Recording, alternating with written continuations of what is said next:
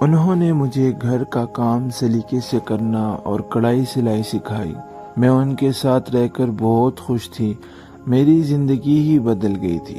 پہلی بار احساس ہوا کہ کوئی مجھے چاہتا ہے، لیکن ہمیشہ کی طرح خوشیاں پھر مجھے دھوکہ دے گئی۔ ماں کو جب پتہ چلا کہ یہ لوگ میرا بہت خیال رکھتے ہیں اور میں ان کی محبت میں کھو گئی ہوں، تو وہ مجھے لے کر ماموں کے گاؤں سے، جہاں ہم اب رہ رہے تھے، ابا بخشو والے شہر یعنی اپنے سسرالی گھر کو لوٹ آئے۔ یہاں واپس آنے کی وجہ یہ تھی کہ وہ مجھے منع کرتی تھیں کہ میں حمزہ کے گھر نہ جایا کروں، ان کے گھر کا کھانا بھی نہ کھایا کروں، بلکہ اپنے گھر رہا کروں، مگر میں نہ مانتی تھی، کیونکہ اکیلے گھر میں رہنے کی وجہ سے میرا جی گھبراتا تھا۔ اماں جو ہی گھر سے نکلتی میں حمزہ کے یہاں چلی جاتی اور ان کے آنے سے تھوڑی دیر پہلے لوٹ آتی۔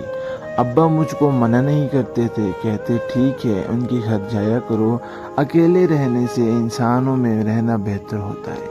اماں کا خیال تھا کہ یہ لوگ مجھے بہکا دیں گے تو میں کہیں کی نہ رہوں گی۔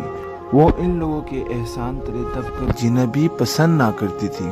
محنت مزدوری بھی اس لیے کرتی تھی کہ محنت مزدوری کرنا ان کی مجبوری تھی۔ ابا اتنا نہیں کماتا تھا کہ گزارا صحیح طریقے سے ہوتا۔ جب میں امی کے ساتھ ابا بخشو کے آبائی گھر آ گئی تو میرا برا حال ہوا۔ حمزہ اور اس کے گھر والوں کو یاد کرتی اور چھپ چھپ کر روتی۔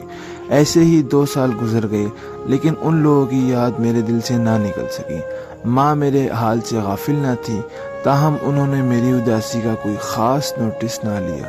ان کو تو اپنے کام کاج اور میری پرورش کی فکر تھی۔ میرا ہی ایسا حال نہ تھا۔